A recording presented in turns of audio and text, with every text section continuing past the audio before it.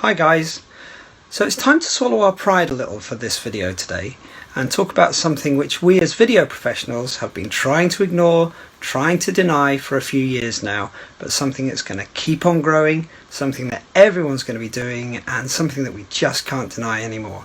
And it's this. Filming on the dreaded smartphone!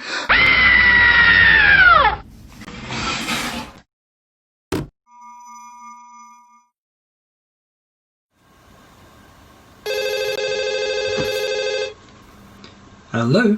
Oh, hi Duncan, it's Dave Smith. Oh, hi Dave, how are you? Good. Listen, we've got a project coming up that we might need a hand with. Oh yeah?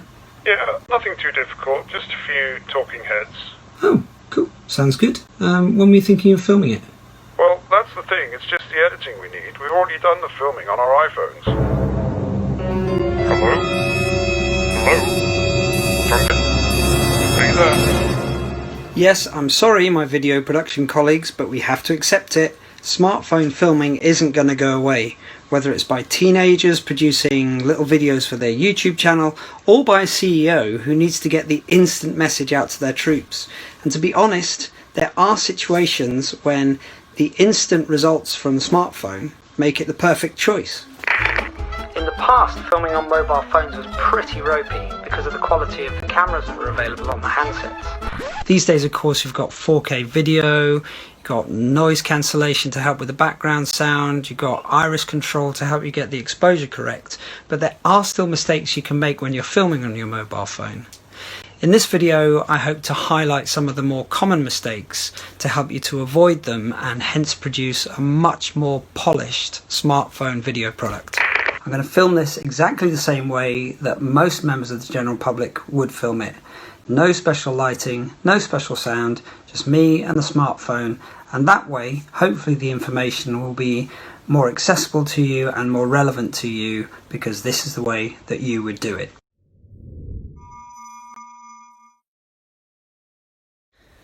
The first one is one of the biggest pet peeves of professionals in the video industry, and it's this. The orientation of the phone. Ugh!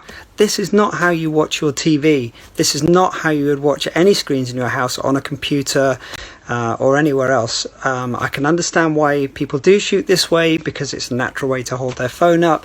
It displays on the handset perfectly well, but put it on a computer screen and you end up with these hideous black bars or blurred bars on the left and right, and it's not a natural way to watch video.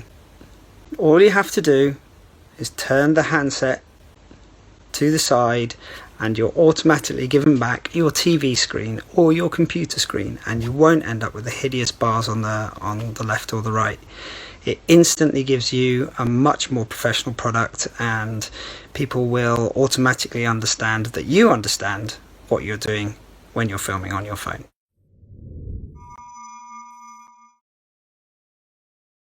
Perhaps the biggest consideration when filming on your smartphone is the lighting, because it's that makes the image. If you look at this picture, not only is it difficult to see me, but where the camera's trying to pick out any tiny piece of light in the image, it's introducing what we call grain or noise to the picture, which actually makes it pretty unwatchable. Now, you don't have to set up big, expensive professional lights, but at least be in a place where the light levels are high enough that you can see who it is on the screen that's giving the information. The next one is backlighting, and this is something we see quite a lot. Phones will generally expose for where the brightest source of light is, which in this case is the sky outside the window behind me. You stand someone in this position and you won't be able to see who it is that's speaking or what it is they're speaking about. So it's generally best to avoid standing someone in front of bright backlit sources, particularly on a sunny day.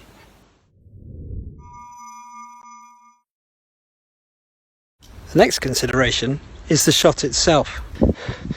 You could go the full Blair Witch or the mini-me or the speck in the distance.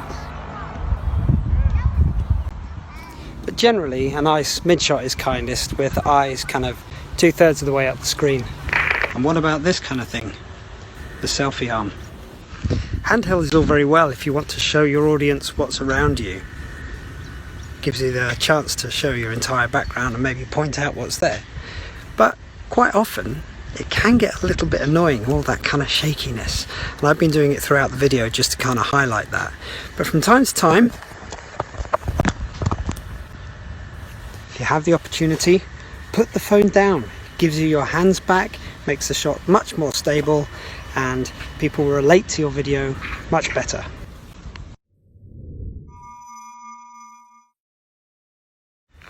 Sometimes shots like this one, it's nice and wide, so everything around you is full. Looks like that's 90% of my day. We can't hear you. I said we can't hear. Never mind. The microphone is here. If I'm standing all the way back there, there's no way you're going to hear everything I'm saying without screaming. Now you can buy little inexpensive microphones that plug into the iPhone, and if you do want to do shots like that, then it might be worth thinking about investing in something like that. The other thing to think about is background sound. If you're battling against all the other noises around you, it's going to be pretty difficult for your audience to pick out what you're trying to say above all the rest of the noise.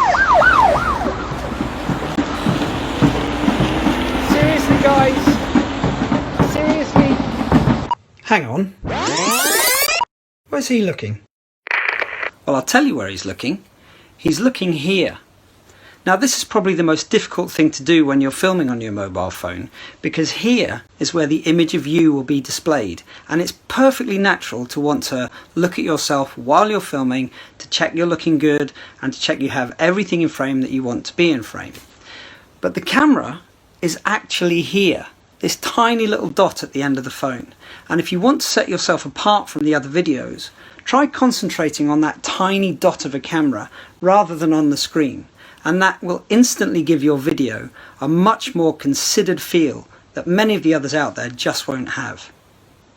So I hope this has been of some use to help you turn something like this, pretty unwatchable, who it is that's speaking, Can't hear you.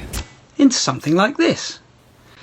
If you think I might have missed something, or if you have any questions, then please comment below. Otherwise, go out there and start filming some beautiful smartphone videos. Good luck and catch you soon.